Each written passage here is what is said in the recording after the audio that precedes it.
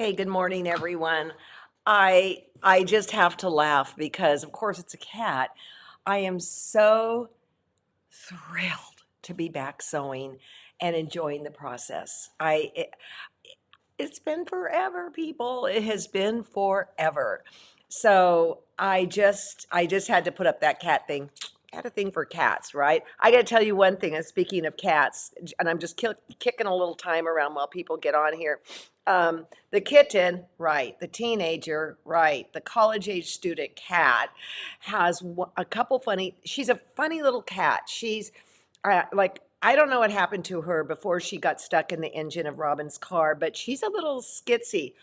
She loves to play with John. And one of the things I love best is that when we say Halloween kitty, like when their back goes up like this, like that's a Halloween kitty, right? With the tail up. She, she'll go into Halloween mode and then she'll jump sideways like that. It is so funny. It's so cute. Okay. So let's take a look at some of the images I have. And ultimately today we're going to do flying geese, which happens to be the top part of my heart. And I'm going to talk about the way I used to do it and the way I do it now and ways to cheat it a little bit. And I did do pre-record again, which that's the way I'm going to fly from here on out. I suppose I could wear the same top I had on and then fake you all out, but I don't need to do that. Okay, so I got this from Maggie. Oh, no, I got this from Robin. She sent this, I don't know where she found it, but she sent it, she texted me. And hi, all, I just want to introduce myself and share a photo of the type of stitching I do. I use scraps of bright fabric, which I make into narrow scrolls and embroider random patterns on them. I don't sell things, I just enjoy the process. She lives in Derby in the UK. Again, she did not send that to me. Robin found it. Okay, that is like really grooving me out. And from what can you imagine that with ties or just even with solids or anything? I love this. If you were going on a trip and you don't want to take something big with you, can it get any better than this? Okay. So, hey, Robin, thank you for sending that to me. And then Ellen sent me this. Her husband she's in the UK. Of course, I left my notes in the other room. Her husband was in the Royal Military and had all these black ties. And so when he retired and went into another venture, they got him the brightest, happiest ties on the face of the earth. And honestly, Ellen should be glad that she's not in my neck of the woods because I am wanting those four pink ties so badly. I can't stand it. I went to several, let me finish up with this and then I'll talk about pink ties. And then she gave it to her daughter. And then also her husband and her daughter were big readers. And so she made this very, very clever bookshelf and gave that to her daughter. I hope I have the story right, Ellen. I hope I do. But back to the ties, I mean, I need pink ties. And so I went and I hit thrift shops around town in Livermore and Dublin. And they were like $2.99, $3.99. I can't do it. I can't do it. That's just too much.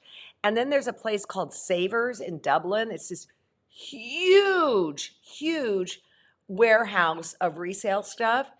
Theirs were $6.99 or yeah, $5.99 to $7.99. And interesting, no pink. In any of the cases, there was one pink one and it just was not worth $4. It wasn't. So I am on the quest of pink ties. Now, here's the other thing I'm going to say. I've been putting up other fabric, auditioning it, and I thought I could put in oak shots and they would work beautifully. They're too flat. So now I'm going to pull out some of my pink printed fabric and see how they blend in. I will take you along the journey as I work on my design wall because it's a mystery, right, people? And I don't know how it's going to turn out, but boy, I'm sure having a blast. Okay, we talked about fabric prep on Monday. We do have it in the store. So yay on that. You can get your fabric prep. The other thing is that Kristen went and got us a place on the forum where we can hang out for the Thai class. So what you'll do is you go to the forum and you will see this picture of Ricky and myself and all these lovely people from Houston. And I have to tell you, I look at this and my heart just sings because I know so many of those beautiful faces, so many.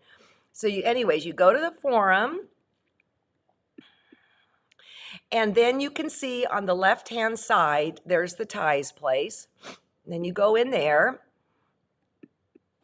and put your questions in here about your mystery tie quilt. Also, put your images in there. And then that way we can go look and see what everybody's doing. I can't tell you how many people have said to me, I just can't wait to see what's coming up. Okay. And one last tie thing before we get into it, the quarter square triangle flying geese. I'm also going to talk about picking out seams too. Some of my ties came out of the wash and they were dirty. So I put Retro Clean in a bucket, okay, in hot water. It's a bowl. And I put those ties in there and you follow the instructions. I think it might have been about 3 tablespoons or something for this size bowl. And I let it sit for, 48 hours. Look how filthy that water is. I can't believe it. And so what I'm going to do is I'm going to take them out today. I'm going to rinse them and see if it got rid of the icky staining. Then Teresa sent me these linens that she found at a garage sale for like dirt cheap. And so you can see here that this one's a little stained out and stuff. I know that Retro Clean will take it out. Teresa, thank you so much. And I have to tell you, one of the linens I just might use. I don't think I can stand to cut that one up. So, all right, let's talk about quarter square triangles. And I will run to this other section. Part 2. Here we go. So here's my heart, all right? We just did the lesson on how to do half square triangles and how we overcut it 1/8 of an inch and then we could square it down to this. And what was interesting is that usually when you go up 1/8 of an inch, say in cotton, it will give you a little more leeway than what it gave us with the silk. And I think that's based on 2 things. I think it's based on the different weights of the silk and also the fact that it does have fabric prep on the back. Okay, so this finishes 4x4. This is an 8-inch block, right? This is going to finish 4x4, which means this flying geese is going to finish 2x4. So that's just information back of the head. You don't need to know that as you look at this card, but it's nice to understand what is what as you get better and better at piecing and creating your own patterns. So here's my flying geese. So cute. Go right there. Yay. I do like the fact that I mixed up the backgrounds, and I'll show you how to do that in a bit. Okay. Traditionally, what I would have done in the past, before I learned all these nifty tricks that are out there, I would look at these instructions, and right here, let me get a pointer. It says for A, which is the little guys up here, boom, boom, boom, boom, you're going to need 2 squares, cut diagonal. You're going to need 4 of these triangles. So that's 1, 2, 3, 4. Okay. And then I've circled it in the purple pen because I know it'll go away and I won't deface it, so to speak. What I'm going to do, I'm going to do it exactly like it says right now. Okay. Then for B, the boobs, you're going to want to cut, which is B, a square at 5 1/4. You're going to need 1 square, and then you're going to cut it twice. All right? That is the traditional way to do this. I'll show you what I do. So let me unfuzz it. As soon as you move the camera, everything kind of fuzzes up weird. Well, let me show you the traditional way to do it. I just said that. I am going to put my ruler exactly on the corner, exactly here, and just as the instructions say, I'm going to cut it corner to corner. All right?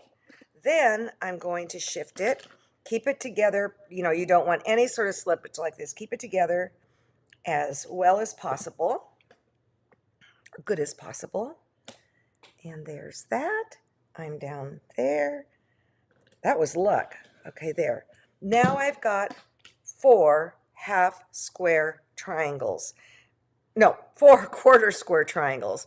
And what differentiates a quarter square triangle, okay, I shouldn't have broken it apart yet, is that when you cut a triangle this way,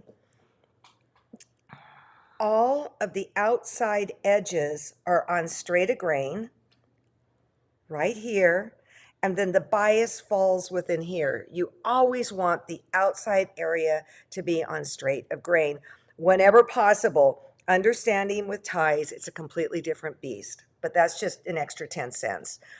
Okay, these are called quarter square triangles. The magic number on a quarter square triangle is you take the finished measurement, which is 4, and you add 1 1/4 to it. Again, you don't have to do it because it's all on this little card, but I'm just giving you a little more information. Then for the half square triangle, you take the finished number and you add 7/8 to it. Okay, that's up there. Put this down here, butt it up. Yay, there you go. And now, wasn't that great? It didn't cut. Now you've got these outside edges on the straight of grain. Look, they're both triangles. Yes, they're different sizes, but they serve very different purposes. So let's take one of the quarter square triangles. Note, I'm not using my ties for this. I'm in a desperate search for pink ties. And you're going to encounter when weirdo shapes don't line up. All right, first of all, now this is on straight of grain, this is on straight of grain, this is on straight of grain. That is paramount, all right? But like in this deck, and I believe there's a card that explains when weirdo shapes don't line up. In fact, I believe it's from my book, Moi, Simply Stars. So let's just get that out for grins so you can see. Okay, here we go. So this is what we're dealing with right down here. All right. And what you do is you line up the outside 45-degree and you let the weirdo shape be up here. All right. So here we're doing it. And what I'm going to do is I'm going to line up this outside point and let the weirdo shape be on top. You know, I learned something from Sally Collins. And when you're piecing anything, when you look at this side, I want to see the top color. When I look at this side, I want to see the bottom color. You would be amazed at how much things like this happen where people, where things get cockeyed. I probably, in this case too, would put a little dab of glue, and put a pin in here so that it doesn't shift.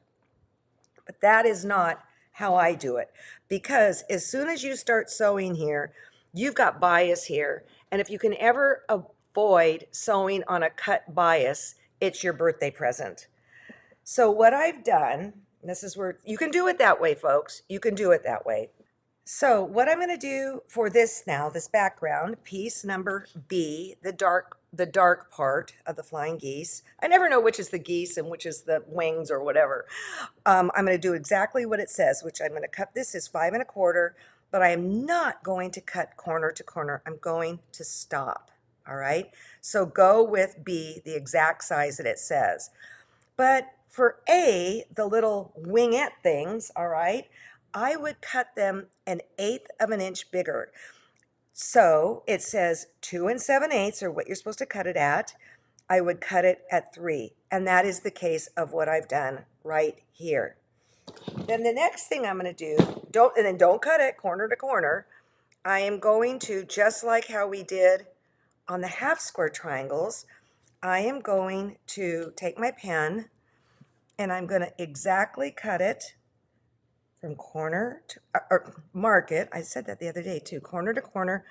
And I just like the extra safety of putting in that on each side, the sew line. It just, because the silk is so squirmy, it just gives me a little more leeway. So let me do this, and then this. You're gonna love this. If you know this trick, you know exactly where I'm going. If you don't know this trick, in my book, it's a life changer. And the main thing is just how do you get it as scrappy as possible? And that's by using 4 different colors for, I guess, the background, for lack of better words. Let's do this one. Remember, do it on the fusible side, the stabilizer. I did it on the right side the other day and I had to take it apart. I'll show you a little bit later. Okay, so there we go. Whoops.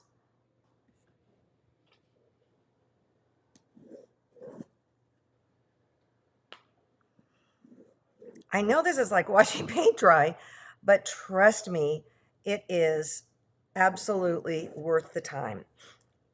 So remember, this is cut 1/8 of an inch bigger than what the instructions say. Then what I do is I'm going to line it exactly up in the corner, and I'm going to use my little glue stick for up here, maybe even down here. Maybe I'll just drop some pins in. And unlike when I pin other things, I am dropping these pins in so that when I look at this side, I see this fabric. When I look at this side, well, I can see a little bit of that dark fabric there. So I just may scooch that just a little. A little bit of prevention goes a way long way. Super long way. And then I'm going to take this one. I found this scrap of tie and I was so excited because the colors are so vibrant and beautiful. Okay, so I'm going to put that there.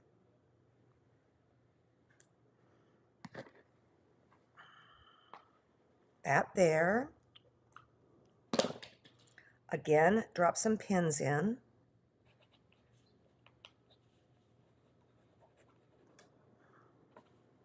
I'm going to check the other side. When I'm working with silk, I am this careful. In the real world, I'm not. I can live with that. All right, so now we go to the sewing machine.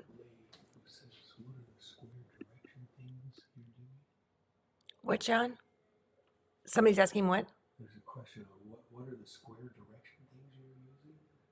I don't know what that means. John's saying somebody's asking about where's the, what are the squares? Direction things I'm using. Eesh. You see that? No, I don't see that. Ask it again and John will write it down for me, okay? Oh, here it is. New to you. Hi, Gloria. What are the square direction things you are using? Oh, the bomb, okay? This is it. It is by C&T. And what's really great about this is that it's got all these different patterns in it, but the back side of it is like this, so you can butt it up to other cards and see how they'll look together, and then that's this. We do have them in the store. Thank you for asking. It's called Quick and Easy Block Tool Series. This is box 1, and I'm pretty sure we have also box 2 in the store. I'm hooked on them, all right? Okay, so let's see, what else? Okay, I've got other questions I'll get to at the end. So let's go to the sewing machine, all right?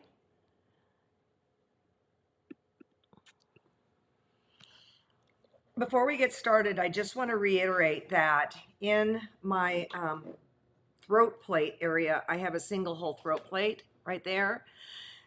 And I mentioned this the other day, if you have extra wide feed dogs, it will just get, the fabric will get pushed down, chewed up like no tomorrow. So that's very, very important.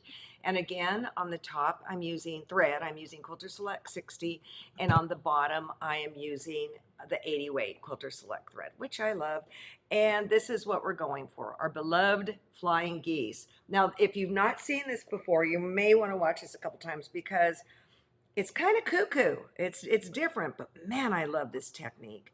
Okay, so again, I want to start with a feeder because in the best of all worlds, you need all the help you can when you're working with silk. Okay, so I'm going to lead in, and I may even go exactly like I did the other day, just on that drawn line to the inside towards where I will be cutting, which is the center line. This is like a magic trick. You know, I've always been really resistant to new things because it's like, you know, teaching a horse or a dog a new trick. But I think it was Billy Lauder that showed this on Simply Quilts. And the lady's name who invented it was Pauline somebody in Europe. Maybe, I think in England, I believe. Boy, if somebody knows, put it in the chat right now, please. So I'm sewing on the two outside lines. Inevitably, you will sometimes sew right down the middle and wonder why it's not working. Yes, that's true. All right. I love on my 700, and I know some of the 500 machines of Bernina's has this even feed feature in the back, and it's really quite wonderful. All right, now I'm going to have to move the camera, so forgive me, and we're going to do a little cutting. Again, this is going to be a little messy right now, the moving back and forth. For that, I apologize. Okay, you can open your eyes now. So here we have, oh, I'm going to take it up higher. Here we have what we've just sewn. Note that there is an overlap in the middle. I'm going to move this back this way a little bit. Okay, there is an overlap. Don't be alarmed by that. I'm going to cut this off so it can be ready to go for the next thing. I'm going to take out my pins. All right, and then yay for the rotary cutter. I'm going to turn it this way so I can get at it. I do not like rotary cutting sitting down. Guess what? I'm sitting down. I just don't feel I can get such an accurate cut, but see, I missed, but that's okay. It'll be fine. It'll be fine. Okay, then the next thing I'm going to do is press. And you're going to end up with like 2 hearts, all right? So I'm going to press up this way. There we go. Press up like that. All right. Again, be really, really conscious that there are no tucks in here.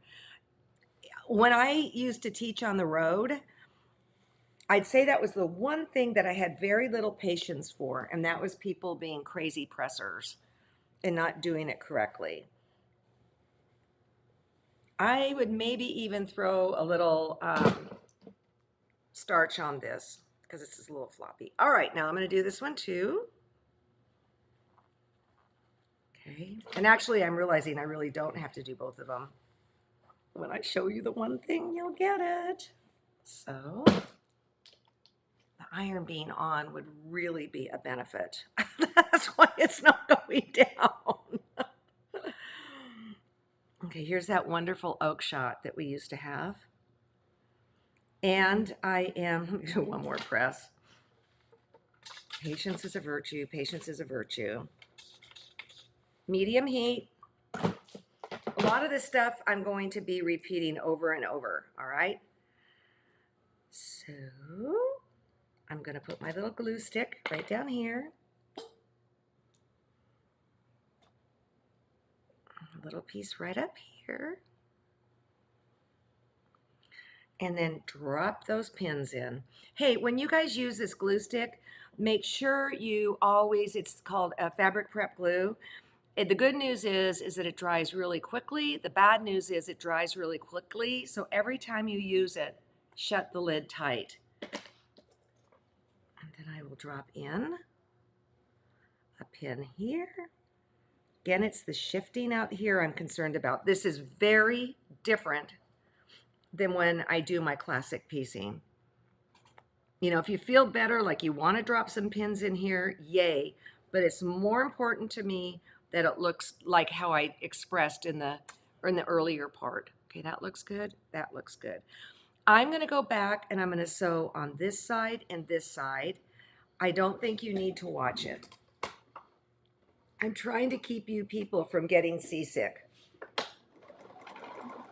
by moving the camera too much. I have to tell you, I am having a ball. I'm in desperate need of pink ties. I'm gonna actually go to a place called like the Penny Saver or something like that today. I did hit a couple places here in Livermore yesterday, like Goodwill. They wanted $4 for a tie. I won't do it. Not gonna do it. That's too much. Especially when I know up in where our cabin is, I can get them for 50 cents. In fact, I'm even thinking about calling them today and just ask if they could ship every pink tie to me. In fact, I'm gonna do that when we're done here. Okay. So let's take a look-see at what it looks like. Very weird. Very, very weird. Probably I should have set the seam before, so I will do it again so Marianne Bonds doesn't come and haunt me tonight. Okay. And then now I'm gonna cut it. Hey, I'll tell you, for you Californians, for Senate, there's a gal named Katie Porter who's running, and that is Liz Porter's daughter of Fonz and Porter. Huh, how about that? She is a tiger by the tail. Okay, there we go, beautiful. Then I'm going to find my cutter and my ruler, and I'm going to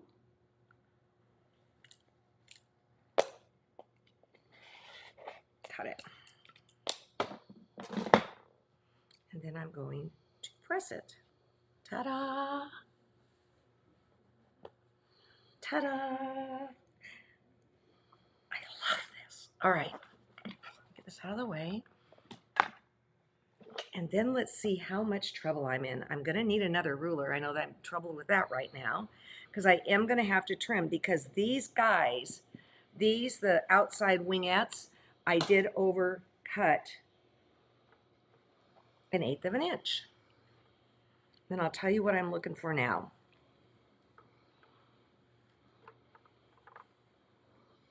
Okay. Actually, this ruler might work just fine. There we go. Okay, so remember, this is supposed to finish at 2. So this should measure 2.5 right now. And this ruler is 2 1/4. Let me grab another one.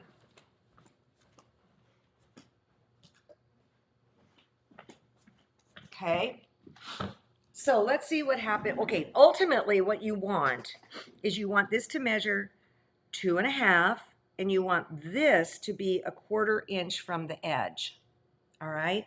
So let's put our little guy on here, and then this should be 4.5. So let's go to, let me see. There we're at 2.5 right there. 1, 2.5. Absolutely, gratefully, this I can trim off right there, and that will put me almost at 2 1/4. Again, I don't like not doing this standing up, but this is going to lob off.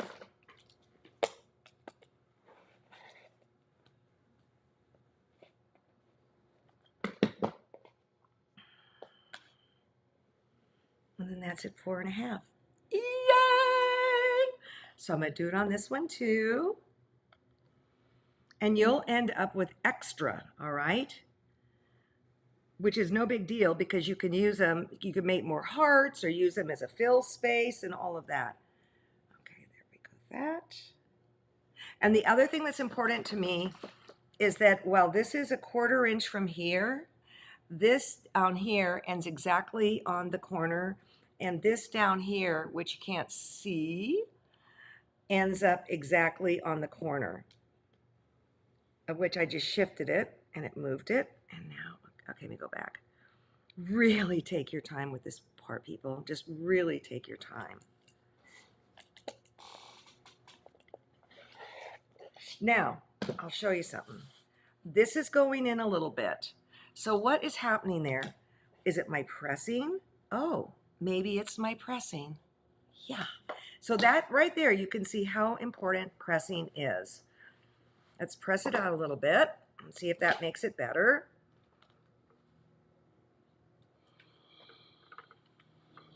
Okay. 2.5 by 4.5, right? Let's see. 1, 2, 3, 4.5 by 2.5. Thumbs up. We got it.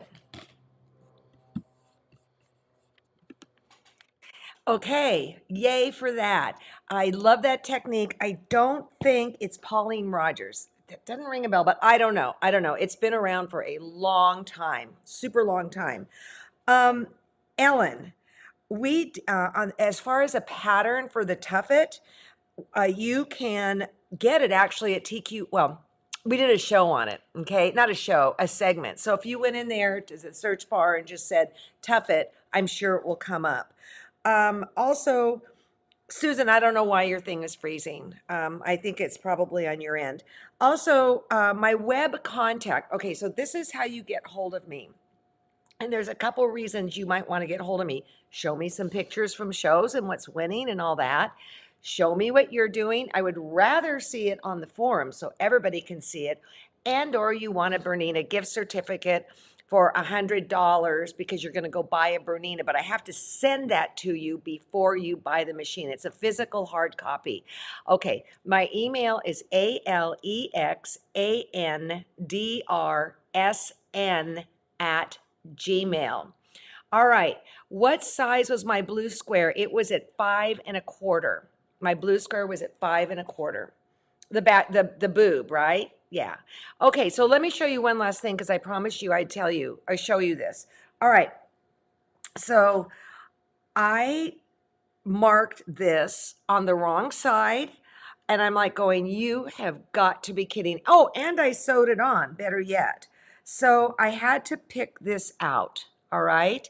And now I'm starting to become a nervous Nelly because this is all biases. But because this fabric is so precious to me, I've got to kind of take a deep breath and take care of it. So this is how, and look at how this is lined up. This was like the old fashioned way. When I cut it apart, that's what you're looking at. I might well have put a little bit of that acorn starch on it, just a little bit to make it a little bit tougher. And then when I rip out, I just went and put my glasses on. By the way, I went and had my eyes looked at, and since the cataract surgery, I've got 20/20, but I still need these glasses. I want you to see how it's funny how it's getting caught up in the stabilizer in the fabric prep. You just go down about every 3 stitches. I'm okay that it's getting on the fabric prep a little bit, picking it out. And then I go to the other side. Okay, come on. And lift it up. There we go. And lift it up. And I think that when you go and you, like don't pull, like I just said, don't do that, don't do that. Handle it with kid gloves. What in the world is in there? Oh, that's funny. I got something caught in there. Whoops. Oh, well. Anyways, you get my drift. Pick like every 2 or 3 stitches. All right. And then there we go. All right. And just lift it up. All right. Monday, I will not be here. We have a family funeral that we have to attend. Adair's married to Jerry, and Jerry's uncle's wife partner died. So it's very important to us that we go and support Jim and Jerry, right? But I'll be back Wednesday. If there are things you want me to address specifically, please email it to me. Or if you have questions, again, this is a mystery. I don't know what we're doing. I might sew the heart together, but I kind of don't want to sew the heart together. And I'll tell you why. I want to have the ability to be able to shift things on my wall and make changes. So I don't know what I'm going to do, but we will continue the journey. If there's some sort of piecing, jumping jack that you want me to address, please email me again at excuse me, ALEXANDRSN at Gmail. Okay, I'll see you guys. And yeah, man. Yeah, man. How old am I? Please have a great weekend. Bye bye.